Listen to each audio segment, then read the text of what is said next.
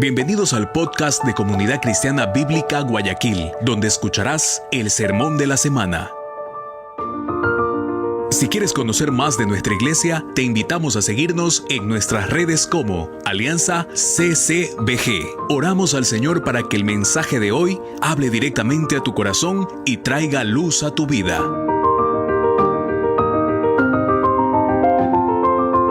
Amén. Muy bien. A manera de introducción, nosotros ya esta última parte de la vida de Samuel la vamos a estar viendo justamente desde el capítulo número 28. Es como la última guerra y en el capítulo 28 ya vemos a un Saúl que está amedrentado, temeroso. De hecho, por eso es que él va a buscar a esta adivina para que como que le muestre qué va a pasar, porque Dios ya le había dejado de hablar. Se salta al capítulo número 29 y 30, donde en cambio vemos a un hombre, David, consultando a Dios y Dios otorgándole victoria en la batalla, porque Dios había determinado que David sea el rey de Israel y ya no Saúl. El capítulo número 31 es como esa continuación del 28, donde en cambio nosotros vamos a ver cómo termina la historia de este hombre Saúl. Pero no solamente la vida de Saúl, sino que hay un personaje muy importante llamado Jonatán, a quien también vamos a estudiar, y sea Dios guiándonos, sabiendo que podemos aprender a través de la tragedia, porque la tragedia del justo nunca va a definir su relación con Dios, y lo vamos a ver en la persona de Jonatán, pero la dureza del incrédulo, detrás de esa dureza siempre hay una gran enseñanza para nuestra vida. Así que sin más, vamos a la palabra de Dios, capítulo número 31, y la palabra de Dios dice así desde el verso número 1. Los filisteos pues pelearon contra Israel y los de Israel huyeron delante de los filisteos y cayeron muertos en el monte de Gilboa. Y siguiendo los filisteos a Saúl y a sus hijos, mataron a Jonatán, a Abinadab y a Melquisúa, hijos de Saúl. Y arreció la batalla contra Saúl y le alcanzaron los flecheros. Y tuvo gran temor de ellos. Entonces dijo Saúl a su escudero: saca tu espada y traspásame con ella, para que no vengan estos incircuncisos y me traspasen y me escarnezcan. Mas su escudero no quería, porque tenía gran temor. Entonces tomó Saúl su propia espada y se echó sobre ella, y viendo su escudero a Saúl muerto, él también se echó sobre su espada y murió con él. Así murió Saúl en aquel día juntamente con sus 3 hijos y su escudero y todos sus varones. Y los de Israel, que eran del otro lado del valle y del otro lado del Jordán, viendo que Israel había huido y que Saúl y sus hijos habían sido muertos, dejaron las ciudades y huyeron. Y los filisteos vinieron y habitaron en ellas. Aconteció al siguiente día que viniendo los filisteos a despojar a los muertos, hallaron a Saúl y a sus 3 hijos tendidos en el monte de Gilboa, y le cortaron la cabeza y le despojaron de las armas, y enviaron mensajeros por toda la tierra de los filisteos para que llevaran las buenas nuevas al templo de sus ídolos y al pueblo. Y pusieron sus armas en el templo de Astarot y colgaron su cuerpo en el muro de Betsam. Mas oyendo los de Jabes de Galaad esto que los filisteos hicieron a Saúl, todos los hombres valientes se levantaron y anduvieron toda aquella noche. Y quitaron el cuerpo de Saúl y los cuerpos de sus hijos del muro de Betsam. Y viniendo a Jabes, los quemaron allí, tomando sus huesos, los sepultaron debajo de un árbol en Jabes y ayunaron 7 días. Entonces vemos que justamente el tono del capítulo 31 es un tono gris, un tono de tristeza, porque justamente vamos a ver la derrota del rey de Israel. Sus equivocaciones fueron parte de su vida, pero igual él seguía siendo el ungido de Jehová y era quien estaba al frente de Israel. Pero al lado de él siempre tuvo alguien especial, fue su hijo, Jonatán. Jonatán lo fue acompañando en sus batallas y Jonatán en cambio denotaba una fe diferente tal vez a la de su padre. Y yo quisiera tal vez hacer la primera reflexión sobre la vida de Jonatán porque aparece en los primeros versículos. Y yo el primer punto que quisiera tratar con ustedes es cuando al bueno le pasa lo malo. Yo no sé, pero a veces es difícil pensar que a una persona buena, a una persona que ha puesto su fe en Jesús, que su vida delante de la sociedad es una vida transparente, íntegra, que normalmente hace lo bueno, le puede acontecer una dificultad o una tragedia y morir como un malo. Es difícil pensar y mirar a un justo que muera de la misma forma que un criminal o un malo. Normalmente el pensamiento es, todos los buenos van a morir bien. Si yo hago lo bueno, si yo siembro lo bueno, voy a cosechar ¿qué cosa? Lo bueno. Ese es un pensamiento común, queridos amigos, pero no siempre es así. Y lo vemos justamente en la vida de Jonatán. Aquí hay que hacernos una pregunta. ¿Quién es este personaje? Y como hemos estado estudiando todo el libro de Samuel, vamos a poder ir poco a poco observando quién es este Jonatán. Lo primero que podemos nosotros conocer, que él es hijo del rey, él es hijo de Saúl. Y aquí hay algo interesante. Por línea de descendencia, también le correspondía ser un próximo rey, el que tenía que tal vez ir al trono. Ese era Jonatán. Si nosotros vamos nuevamente al capítulo 13 de Primera de Samuel, en los versículos de 2 al 4, vemos algo interesante. Jonatán es justamente aquel que va acompañando a su padre con una compañía del ejército. O sea, no era un hijo que veía de lejos tal vez lo que su padre hacía o el trabajo de su padre. Estaba enteramente comprometido también con la vida de Israel. No es que veía a su padre ir a la guerra, él también iba a la guerra. De hecho, el capítulo 14, que ya lo estudiamos tiempo atrás, vemos la valentía de Jonatán.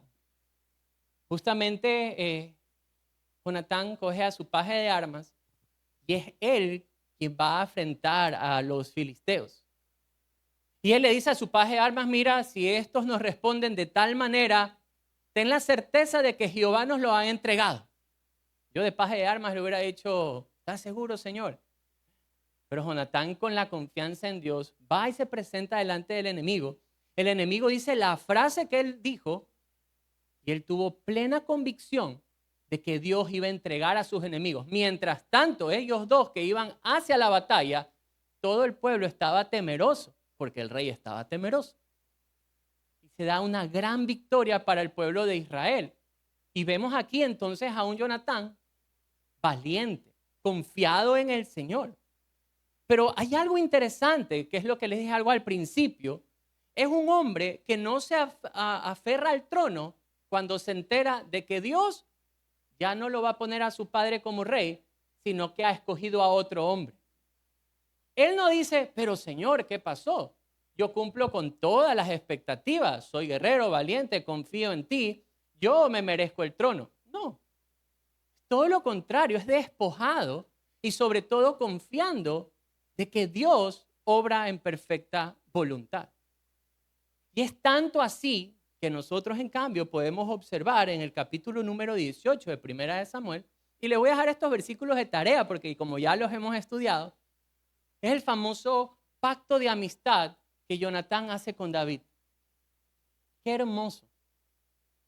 Él no tiene en su corazón nada, sino el querer vivir conforme a la voluntad de Dios.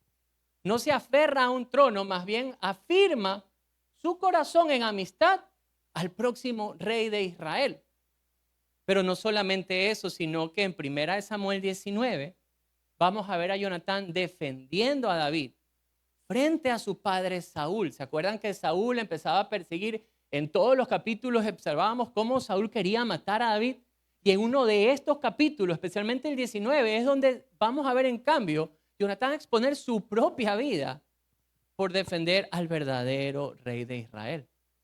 Entonces empezamos a observar a un hombre de fe, pero no solamente esto, sino que él hace algo súper interesante con la vida de David, porque David, claro, como lo están persiguiendo, lo quieren matar, él va y busca a David, su amigo, y lo fortalece. Y eso usted lo va a ver en el capítulo número 23. Si nosotros pudiéramos decir algo de Jonatán, si usted pudiera escribir algo en la descripción del Facebook de Jonatán, o una felicitación en el cumpleaños, usted pudiera decir, Jonatán, eres un hombre valioso, eres un hombre de fe, eres un hombre que cuando ve a un amigo caído lo levanta, eres un hombre que inspiras confianza, que sales a la batalla. Queridos amigos, Jonatán muestra a través de su vida, a través de sus obras, que él es un hombre de fe. Confía en Dios en medio de la batalla, acepta la voluntad de Dios. Él no iba a ser rey, iba a ser David. Y no solamente eso, sino que guía a otros también hacia Dios. Entonces la pregunta aquí es, ¿por qué Jonatán murió igual que el malo, igual que su padre? ¿Por qué Dios no envió una legión de ángeles alrededor de Jonatán para que no le caiga ninguna flecha y no lo asesinaran? Porque Jonatán, siendo bueno, muere como el malo. Y es ahí donde yo quiero decirles esto, queridos amigos, estos sucesos de tragedia nunca definen nuestra relación con Dios. Si algo malo llegara a suceder, eso no va a definir nuestra relación con Dios. Porque el común pensamiento, queridos amigos, queridos hermanos, es que el bueno va a recibir solo lo bueno y que el malo va a recibir solo lo malo. Eso no es verdad. Hay varios ejemplos en la Escritura. Si nosotros vamos al libro de Hebreos, vamos un momento, en el capítulo número 11, la Biblia nos va a dar el testimonio de un hombre justo. Hebreos, capítulo número 11. Ahí hay un listado de héroes de la fe. Y en Hebreos, capítulo número 11, versículo número 4, la Biblia da testimonio de un hombre llamado Abel. Mire lo que dice la Biblia acerca de Abel. Hebreos 11:4. Por la fe, Abel ofreció a Dios más excelente sacrificio que ¿quién? Que Caín, por lo cual alcanzó testimonio de que era justo. Dando Dios testimonio de sus ofrendas y aún muerto, aún habla por ella. Yo le hago la pregunta. La Biblia dice que Abel fue justo, pero ¿cómo murió? Asesinado por su propio hermano. ¿Se ve eso como una muerte justa? Él era justo, pero muere de esa manera. ¿Qué hay del testimonio que vemos en Hechos capítulo número 8? Miremos solamente el final. Vamos un ratito al libro de Hechos. Y cuando nosotros observamos la vida de alguien como Esteban, por ejemplo, Hechos 8, versículos 58 al 60. Perdón, 7. Desde el verso 58 en adelante, dice la Biblia así, hablando de Esteban, lo están echando fuera de la ciudad, le apedrearon y los testigos pusieron sus ropas a los pies de un joven que se llamaba Saulo y apedrearon a Esteban. Mientras él invocaba, decía al Señor, Señor Jesús, recibe mi espíritu. Y puesto de rodillas, clama a gran voz, Señor, no les tomes en cuenta este pecado. Y habiendo dicho esto, él muere. Esteban está diciendo la verdad, predica la verdad. De hecho, Dios lo usaba hasta para hacer señales y milagros. Él estaba predicando la verdad. Pero él muere apedreado por los suyos propios. Entonces tenemos el testimonio de Abel, tenemos el testimonio de Esteban. ¿Y cuántos recuerdan el testimonio de Juan el Bautista? Jesús mismo dijo que no había profeta mayor. Él era el mayor. ¿Usted quiere ver los profetas mayores? Empiece por Juan el Bautista. ¿Y cómo muere? Juan el Bautista muere por el capricho de una mujer. Arrancan su cabeza, lo ponen en un plato, como un criminal, como que fuera parte de estas luchas de las bandas que vemos. Pero era un hombre de fe, un hombre justo. Todos estos hombres, queridos amigos, fueron hombres de fe, pero la tragedia les llegó. Y es por eso que yo quisiera dejar hoy en el corazón de nosotros, de la iglesia, que la tragedia jamás va a definir nuestra relación con Dios. Porque, a ver, hay que sincerarnos. Cuando nosotros muchas veces decimos, uy, es que al hermanito tal o la hermanita tal, no sabes, le cayó la plaga de los grillos. Y solo la casa de ella tiene harto grillo y el mío no, porque yo estoy ungido y a mí no me entra ningún grillo. Entonces, cuando nosotros vemos que el mal le sucede a otro, especialmente a veces de la fe, el primer pensamiento, como los amigos de Job, es, ya, di la plena, ¿cuál es tu pecado? De aquí no sale. El primer pensamiento es, de ley, estás pecando, algo estás haciendo. Definimos por ese pensamiento, si algo malo te pasó es porque segurito estás mal con Dios. Si algo malo te pasó es porque estás alejado de Dios. Si algo malo te pasó es porque vas a estar en pecado. Ojo, aquí viene una advertencia. Sí hay consecuencias por el pecado. O sea, usted no es que va a decir, ahora lo malo no pasa porque... No, si usted toma una mala decisión, lógico que va a tener una consecuencia. O sea, pero no siempre va a ser así. Si usted, su corazón está firme en Dios, está perseverando en Dios, está buscando de Él sinceramente. Queridos amigos, y las tragedias hoy están pero a la pedida de la mano. Si alguien tal vez se acerca a usted y le roba, o tal vez si viene algún diagnóstico, alguna enfermedad grave sobre su vida, o tal vez llega alguna discapacidad, o si llega la muerte de alguien especial, un padre, una madre, un hijo, Dios nos libre, el secuestro de alguien cercano, el secuestro propio, la estafa de alguien, usted va manejando súper bien y lo chocan, o viene algo injusto y lo encarcelan. Tal vez muchos dirían, bueno, tal vez el hermanito o la hermanita en algo está pecando. Pero no podemos dejar que estas situaciones definan nuestra relación con Dios, especialmente si estamos bien con Dios. Yo siempre recuerdo, para mí la biografía de esta mujer a mí me ha impactado tanto, Corrie ten Boom. Ella se dedicó a salvar vidas. Todos aquellos que eran perseguidos por los nazis, ella los escondía en su casa. Y no fue sino un vecino, alguien conocido a ella, que la delata, la encarcelan, pero no solo eso, sino que su padre muere en el encarcelamiento, su madre muere en el encarcelamiento, su hermana muere en el encarcelamiento. La tragedia golpeó fuerte la vida de esta mujer. Entonces yo me pongo a pensar, a ver, si creyendo nosotros en Jesús y hacemos la obra de Jesús, llega la tragedia a la vida, la pregunta es, ¿dónde usted y yo podríamos hallar consuelo? ¿Dónde usted y yo podríamos hallar fortaleza? Esa es una pregunta que nosotros deberíamos de hacer. E inmediatamente un nombre debería brincar delante de nuestro corazón para nosotros aferrarnos. ¿A quién? Sino a Jesús. Porque si nosotros miramos la persona de Jesús, no fue Jesús quien siendo inocente recibió el castigo del culpable. ¿No es acaso Jesús que siendo fiel recibió el abandono de sus propios amigos, cercanos, discípulos? ¿No fue Pedro acaso el que dijo, yo daría mi vida por ti? Y dijo, patitas, ¿para qué te quiero? Cuando le empezaron a decir, tú eres igual, hablas, tú eres de ellos. Cuando Jesús fue arrestado, Jesús siendo fiel recibe el abandono de los suyos. Él siendo santo recibe el tratamiento de malhechor. Jesús amando a los suyos fue rechazado, odiado por los suyos propios.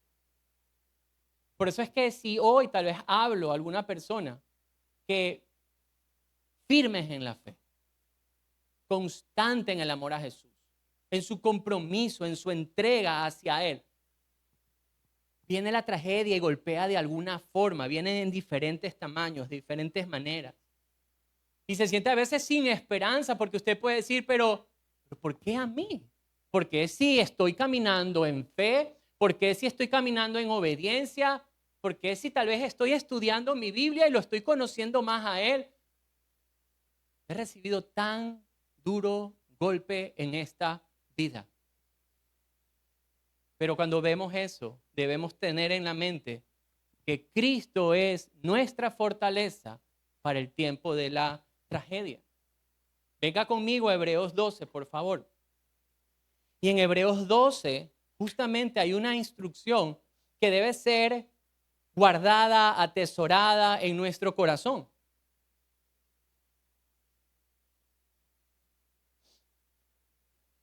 Miren lo que la palabra de Dios nos instruye en el capítulo número 12, en el verso número 3 del libro de los Hebreos. La palabra de Dios dice así: considerad aquel que sufrió tal contradicción de pecadores contra sí mismo, para que vuestro ánimo no se canse hasta desmayar. Esa palabra considerad va mucho más allá de como que mira. El considerar es mirar con atención. Es mirar cada uno de los detalles que ven, que existe, que están presentes. En este caso, en la persona de Jesús. No se nos puede ir ningún detalle. Yo les haría una pregunta. ¿Cuántos de los que están aquí se acuerdan cómo estaba vestido nuestro hermano patrón, que es el que recibe afuera en la puerta? ¿Cómo estuvo él vestido, por ejemplo, en la fiesta de Navidad? Menos la esposa, no nos responda la esposa. Y hasta a la esposa le puedo preguntar. Pero dígame en detalle cómo era la vestimenta. No, pues menos, ¿a quién dijo? A usted, porque esta es la sobrina. A ver, diga, terno azul, corbata azul, camisa beige, pantalón caqui. Muy bien, ¿y las medias? No, entonces no vio todos los detalles.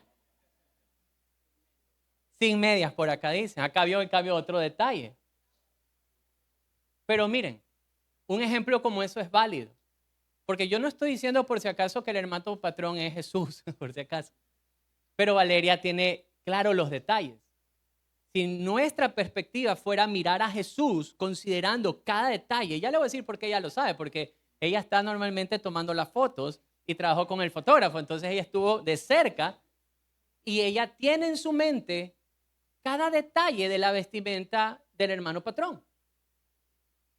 Si nuestra vida se volcara en medio de la tragedia, en medio de la dificultad, estando en la fe en Cristo Jesús, y nos detuviéramos a ver cada detalle de la vida de Jesús, cada respuesta, cada palabra que salieron de sus labios, el testimonio que la Escritura nos da acerca de Él, en cada momento nosotros podríamos traer a nuestro corazón la fortaleza porque Jesús lo atravesó primero y ahora yo, por la fe en Cristo Jesús, Él me capacita para poder vivirlo detrás de sus pisadas. Muere Jonatán, un hombre justo, un hombre que pudiéramos decir, quisiera uno de esos en la congregación, valiente, fuerte, ama a Dios, guía a los otros a Cristo, pero muere alcanzado en la guerra. Igual que su padre, desechado como su padre, pareciera como que Dios los metió ahí, pero no es así. Porque la tragedia sí enseña, ahí viene el punto principal. En la fe en Cristo Jesús vamos a tener momentos alegres y alegrémonos por eso. Pero en el momento de la tragedia, usted y yo sí podemos tener fortaleza. ¿Por qué? Porque hubo uno que fue primero. Hubo uno que ya venció. Usted ha escuchado el versículo que habla de que Jesús fue tentado en todo, pero hallado sin pecado. Jesús atravesó toda tragedia. Y Él hoy puede fortalecer nuestra vida. La fe en Cristo Jesús es la que nos puede mantener firmes. Y tal vez no asociarlo de que ¿qué estaré haciendo mal? Tal vez estás haciendo todo bien. Y por eso vives tal vez las dificultades que hoy se atraviesan.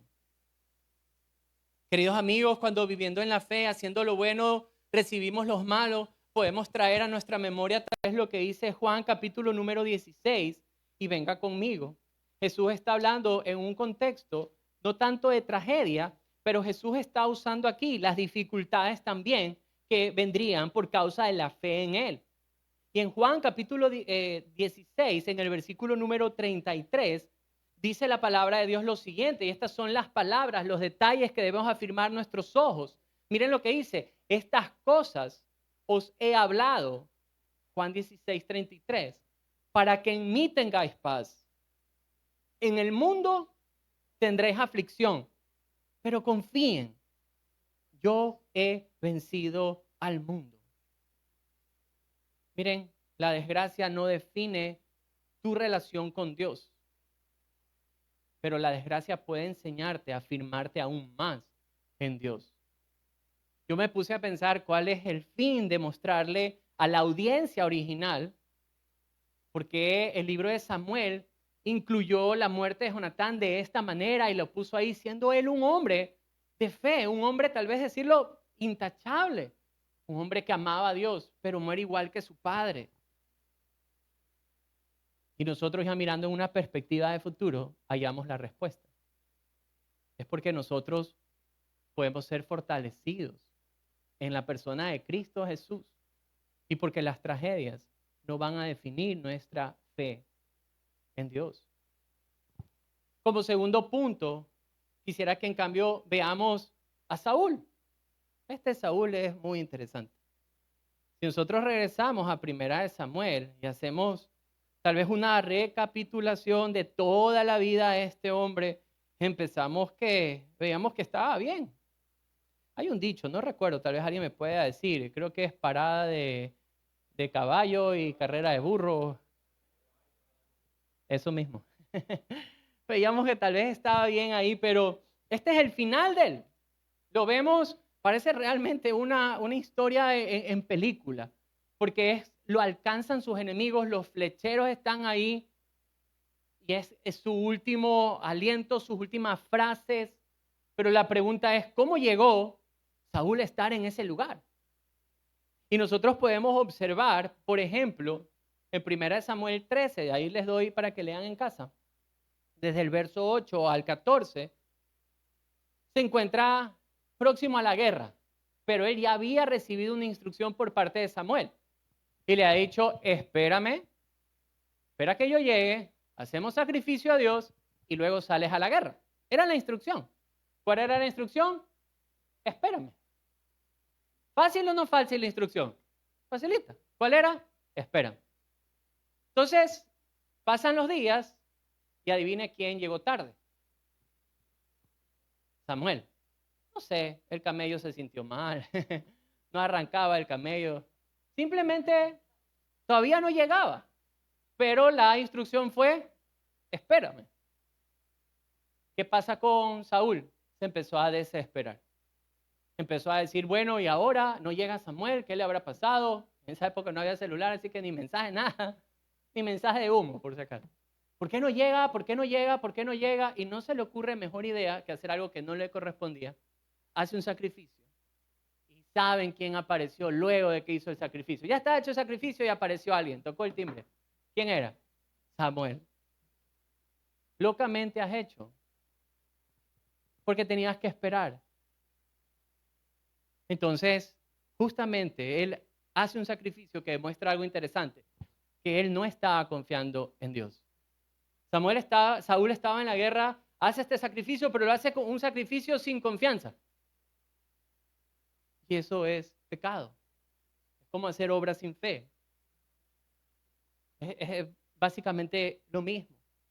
Pero no solamente que ese es un capítulo de él, sino en el capítulo número 15 vemos que Saúl obedece de manera selectiva. Dios le da una instrucción y es destruye todo. A ver, ¿cuál era la instrucción? Destruye todo. ¿Y qué es destruir todo? Todo. Querido amigo, por ejemplo, a nosotros hace años atrás nos pasó algo interesante. Llegamos de un viaje, parece que nos habían cortado la luz y la comida se había quedado ahí adentro, como una semana. Todo podrido, olía esa casa, pero nos ha pasado 2 veces, creo. 2 veces. 2 veces, reincidente por no pagar la luz. La instrucción es ahí, usted entra a YouTube, ¿verdad? Y es, saca todo, limpia todo, échale todo lo que tengan los menús ahí para pócimas y lo que sea que le meten para desinfectar y matar todas las bacterias, pero todo. ¿Qué pasa si uno no saca todo, no limpia todo y deja ahí, no, esa carnecita que huele, no huele tan mal? Dejémosla nomás ahí y a usted se le ocurre hacer un seco de pato con un pato dañado. un huesito, ¿qué le va a pasar? Contamina absolutamente todo. Entonces Dios le había dado una instrucción a Saúl y era: elimina a todo ese pueblo. No tengas compasión de nada, pero absolutamente de nada, ni de vacas, ni de nada, de absolutamente nada. Todo lo vas a eliminar. Va a la batalla y ¿saben lo que hizo Saúl? Dejó las carnes dañadas por ciertos lados. Dejó desde el rey, dejó las vaquitas más grandes y todo. Entonces llega nuevamente, qué salado. Llega Samuel y dice, sale Saúl y dice: yo he obedecido todo lo que tú has dicho, todo lo he obedecido. Y Samuel no se le ocurre mejor cosa. ¿Y qué es ese sonido de animal, ese bramido que estoy escuchando? Ay, no, es que el pueblo perdonó de lo mejor para sacrificar a Dios. Entonces, vemos la vida de Saúl no confiando en Dios. Vemos en el sacrificio, en su obediencia selectiva, y en capítulo 28, él regresa a hacer algo que Dios le había mandado a destruirlo por completo. No debían consultar a adivinos ni nada de esto. Y como Dios ya no le está respondiendo, no se le ocurre mejor cosa que hacer que ir al pasado. Y busca lo que Dios le dijo: no vayas a buscar nada, no se te ha perdido absolutamente nada allá. ¿Por qué vas a buscar allá? Es como si Jesús te rescatara a ti de una relación tóxica, por ejemplo. Y Dios te libra de algo malo, una amistad, terminas la amistad, algo que te está influenciando al mal, por ejemplo, y tú dices: ya, ahora estoy bien. Pero tal vez como las cosas no te van tan bien, dices: no, me regreso aquí a esta amistad tóxica y aquí. ¿Qué va a pasar? Te vas a contaminar. ¿Qué pasa si sabiendo, por ejemplo, y estas son cosas tal vez que se viven el día a día, ¿ya? Tienes un examen y lo correcto es estudiar. ¿Amén o no amén? Estudiar. Uno debe estudiar. Yo me he liberado de todas las pollas, me he liberado de todas las copias, yo no me arreglo con ellos que no estudian. ¿Y qué pasa si tú regresas y te vuelves a decir aquí a juntar? ¿A qué te van a decir? Mira, tengo una técnica de hacer aquí la polla para ponerle aquí alrededor y no te... Lógicamente, Saúl recibe una instrucción de Dios, destruye absolutamente todo, se deja ciertas cosas, y en el capítulo 28, en cambio, había destruido él todas las adivinos que habían ahí, brujos de todo, horóscopos, dígalo. Y él regresa a lo que le habían mandado a destruir. Entonces, notablemente, él no estaba confiando ¿en quién? En el Señor. Su confianza no estaba en Dios. Saúl literalmente está rechazando a Dios y lógico que eso va a tener una consecuencia. Por eso en 1 Samuel capítulo 15, Dios le quita el reino. En el capítulo número 16, en el verso número 14, Dios le quita su presencia. Luego en el capítulo 28 le quita la dirección, Dios ya no le habla. Y en el capítulo número 31, Dios le quita la vida. Vamos viendo la progresión de un hombre que está rechazando a Dios. Pero, ¿cuál es la actitud del que rechaza a Dios, del incrédulo, cuando le pasa una tragedia? ¿Usted ha visto alguna vez a alguien que tal vez no ha puesto su confianza en el Señor? Yo creo que, bueno, todos hemos pasado por ahí. ¿Cómo hemos sido cuando no hemos conocido de Jesús y nos pasa una tragedia? Corremos hacia nosotros, a ver cómo lo solucionamos, o hacia alguien que nosotros digamos: en esta persona yo puedo confiar, me va a arreglar, hay un billetito por abajo de la mesa y ahí todo se soluciona.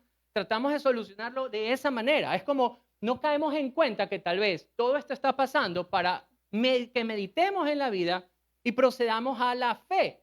Y eso es lo que vemos en la vida de Saúl. Él pasa rechazando la voluntad de Dios hasta el final de sus días, hasta el último aliento. Porque, ¿cómo debía de morir en este caso Saúl? ¿Cómo debía morir Saúl? Por medio de los flecheros. Debía morir en la guerra. ¿Cómo murió su hijo? En la guerra. Estuvo ahí batallando por su pueblo. Él murió en la guerra. Pero es increíble cómo Saúl, ni en ese punto de su vida, quiso someterse a la voluntad de Dios. Él no quería someterse. ¿Y qué es lo que él hace? Él dice... Vamos a los versículos 3 y 4. Miren lo que pasa aquí. Dice la Biblia: y arreció la batalla contra Saúl y le alcanzaron los flecheros y tuvo gran temor de ellos. Y entonces dijo Saúl a su escudero, saca tu espada y traspásame con ella para que no vengan estos incircuncisos y me traspasen y me escarnezcan. Él tomó una decisión ahí de no morir tal vez como Dios lo mandó a morir en la guerra, sino él tomó la decisión de quitarse la vida. Ahora, yo cuando vi esto dije, a ver, voy a ser cauteloso, porque hace como un mes y medio me vi una película que se llama El último samurái, que se supone que es de la vida de los antiguos guerreros japoneses. Y dije, voy a ver si es que por si acaso hay algo cultural escondido. Porque cuando usted ve esa película, literalmente, no me acuerdo cómo se llama el compañero de Tom Cruise, pero muy buen actor, un chinito, bueno, japonés. Y él está en la guerra y él aprende, Tom Cruise aprende que un samurái debía morir con honor. Entonces, si él era derrotado ya por el enemigo y quedaba con vida, el enemigo no lo podía matar. Él debía morir con honor. Entonces, pone la espada y él mismo se mata. Pero eso, queridos amigos, es El último samurái, es Tom Cruise, son los japoneses. No así con el hebreo, no con el judío. En la costumbre judía, el pensamiento es Dios es quien da la vida y Dios es quien quita la vida. Ese es el pensamiento bíblico. Dios es quien la otorga y Dios es quien la quita. De hecho, Deuteronomio 32:29 nos afirma lo siguiente. Ved ahora que yo soy y no hay dioses conmigo. Yo hago morir y yo hago vivir. Yo hiero y yo sano. Y no hay quien pueda librar de mi mano. Y Job, capítulo 1, versos 21, dice lo siguiente. Y dijo, desnudo salí del vientre de mi madre y desnudo volveré allá. Jehová dio, Jehová quitó. Sea el nombre de Jehová bendito. ¿Qué quiere decir esto? Que Saúl, en su último suspiro, en su último episodio de vida, él vuelve a rechazar a Dios. Él en ese último punto, queridos amigos, pudo haber reflexionado. Pudo haber dicho, a ver, estoy aquí, me han alcanzado los flecheros, voy a morir, pero me lo merezco. Por mi causa he visto que mis 3 hijos han muerto. Por mi causa veo a todo el pueblo de Israel corriendo porque están viendo la derrota. Y pudo haber clamado a Dios y haber pedido perdón a Dios y otro fuese tal vez la historia. Nosotros vemos, por ejemplo, en la vida de Jonás, él es un hombre que se rebeló en contra de Dios. Dios le dijo, tienes que ir a predicar a Nínive. Y el hombre, ¿qué hace si no se le ocurre mejor idea que coger otro barco, embarcarse para el otro lado y Dios le hace terminar dentro de un gran pez? ¿Y qué le pasó a Jonás? Sino que reflexionó y dijo, qué tonto, no dijo así por si acaso, estoy parafraseando, qué tonto he sido. Dios es soberano, tengo que obedecer la voluntad de Dios. Entonces, como ya estaba 3 días en el estómago, ya olía feo, el gran pez lo escupe, lo bota. Tal vez por tibio, por ahí lo fue botando. ¿Y qué hizo él sino ir a predicar la palabra de Dios? ¿O qué tal si traemos a nuestra vida la historia de Sansón? ¿Se acuerdan de ese famoso juez de los israelitas? Este juez sí que fue, Dios mío, cosa seria. Pero en el último capítulo de su vida, porque a él lo atrapan los filisteos, le sacan los ojos, le cortan el cabello, porque ese era como su símbolo de pacto con Dios, y lo dejaron calvito, y ahí lo tuvieron de burla, literalmente se burlaban de él. Pero no contaron los filisteos que el cabello le iba a crecer, y de hecho le creció el cabello. Y esta historia al final de su vida es increíble porque él les dice, ya con el cabellito largo, y esto tiene un simbolismo interesante porque lo llevan donde estaban reunidos todos los filisteos, donde lo querían hacer de burla, y él le dice, llévame por favor donde están las columnas donde reposa el edificio. Y las palabras de Sansón al final fueron las siguientes. Entonces clamó Sansón a Jehová y dijo, Señor Jehová, acuérdate ahora de mí y fortaléceme. Te ruego solamente esta vez. Él está ahí entregando su vida. Oh Dios, para que de una vez tome venganza de los filisteos por mis 2 ojos. Él reconoció que su fuerza no provenía de él. Clamó a Dios. reconoció su falta y pidió una última oportunidad para que Dios pudiera obrar por medio de él. De hecho, el texto bíblico enseña que él no había matado tantos filisteos como ese día. Y Dios castigó a sus enemigos por medio de Sansón. Pero Saúl no hace esto. Saúl, en el último hálito de su vida, en el último episodio, persiste en que él era lo más importante, que su voluntad estaba por encima de la de Dios. Las palabras tal vez uno las puede leer de manera ligera, pero prestemos atención. Cuando en el verso 4 del capítulo 31 dice, entonces dice Saúl a su escudero, saca tu espada y traspásame con ella para que no me vengan estos incircuncisos y me traspasen y me escarnezcan. ¿Sobre quién estaba puesta la mirada de Saúl? Sino sobre él. Pero esta semana nos hicieron una pregunta interesante en el seminario. En el seminario estábamos viendo justamente todas las cartas universales. Y entre ellas están las de Juan, primera, segunda y tercera. Y una de estas cartas de Juan dice algo interesante. Juan dice, hay pecado por el cual yo pido que no se pida, o sea, que no oren. Te quedas como, Entonces haces la pregunta, ¿hay algún pecado imperdonable?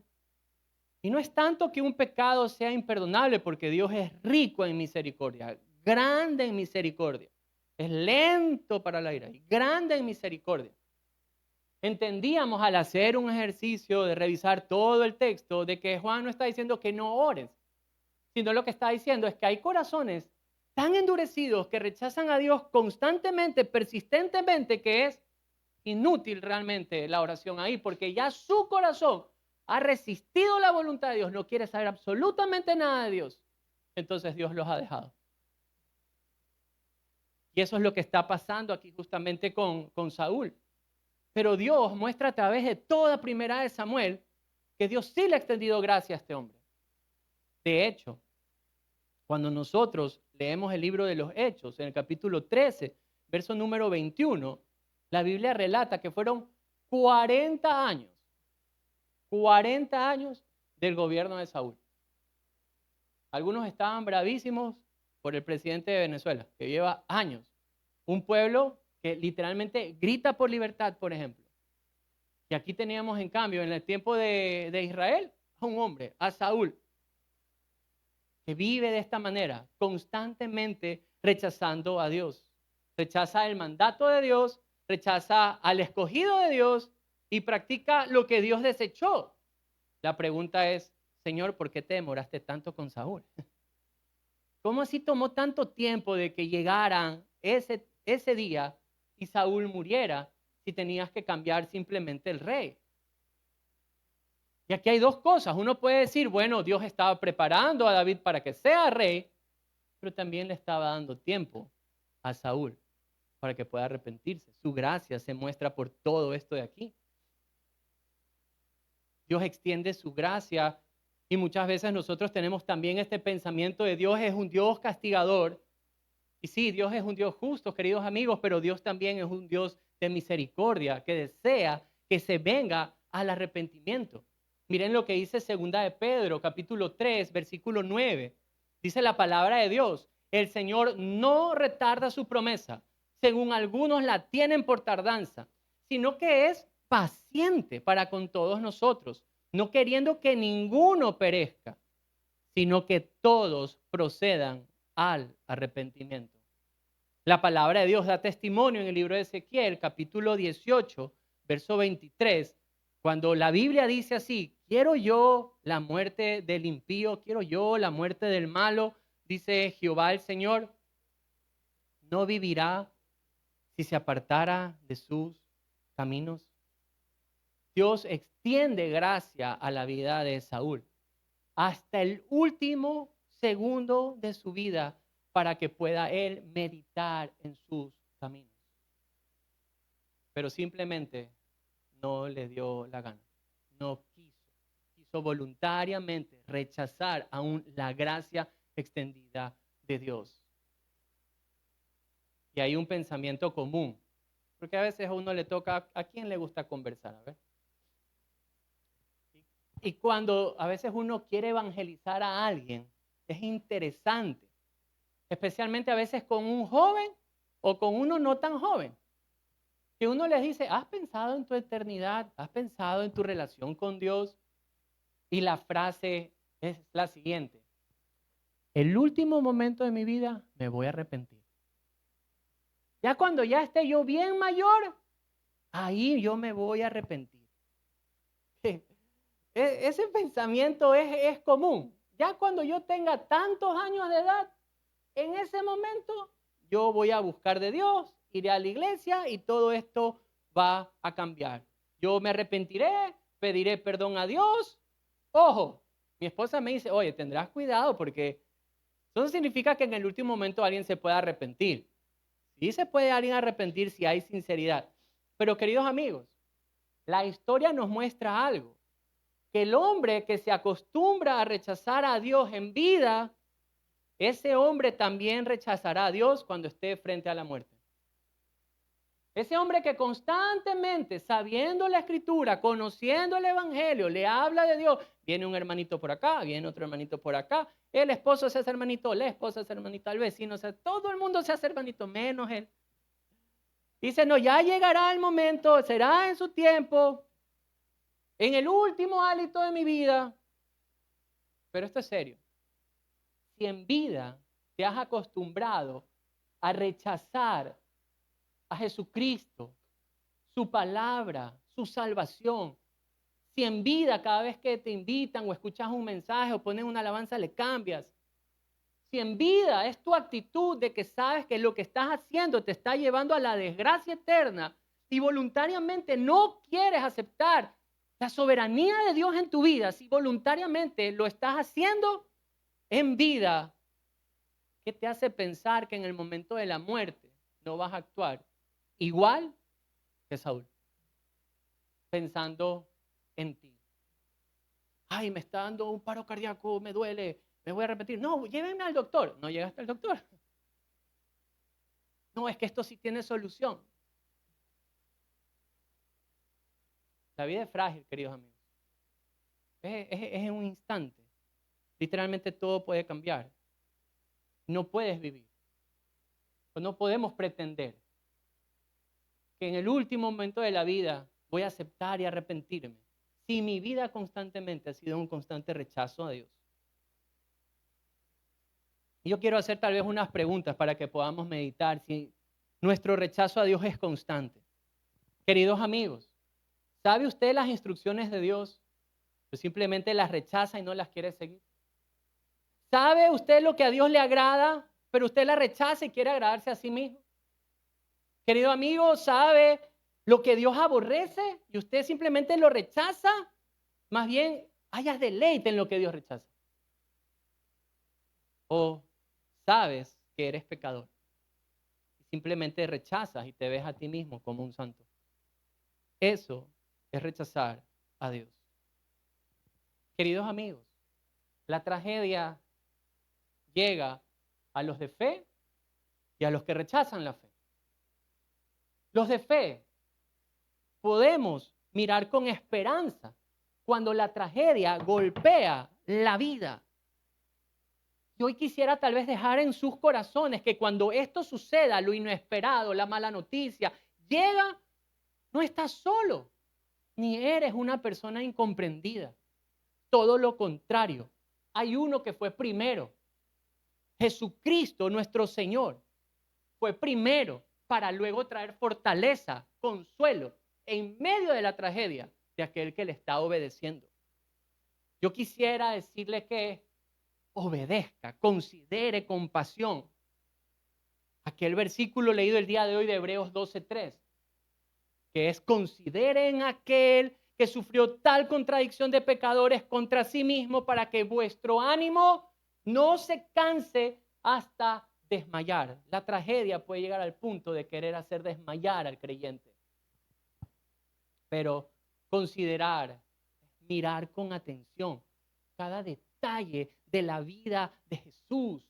Por favor, miremos a Jesús. miremos su ejemplo. Conozcámosle a través de la palabra de Dios, estudiémosla de manera disciplinada, que todos los días podamos conocer o decir, he conocido un poco más de mi Señor y Salvador. Y lo increíble es que Dios no pone su palabra para que nosotros la imitemos y nos frustremos.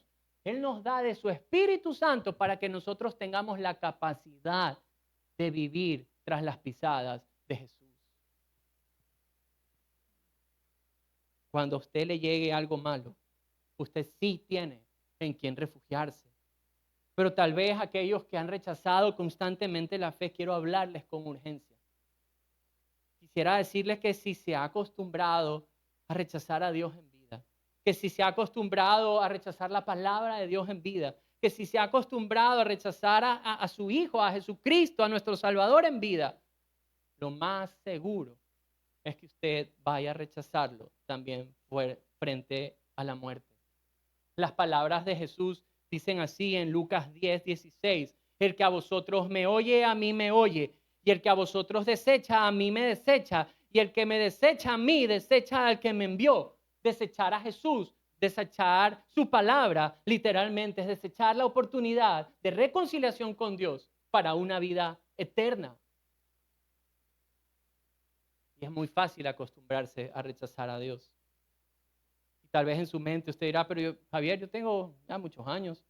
Tal vez, dirá, yo soy joven, estoy en lo más bonito, en lo más chévere de mi juventud. Y he vivido todos estos años sin Jesús y todo está normal. Sí tengo mis altos, mis bajos, pero nada serio. No siento que Dios me ha rechazado. Saúl sentía lo mismo. La tardanza en el juicio de Dios no significa que Dios lo ha aceptado.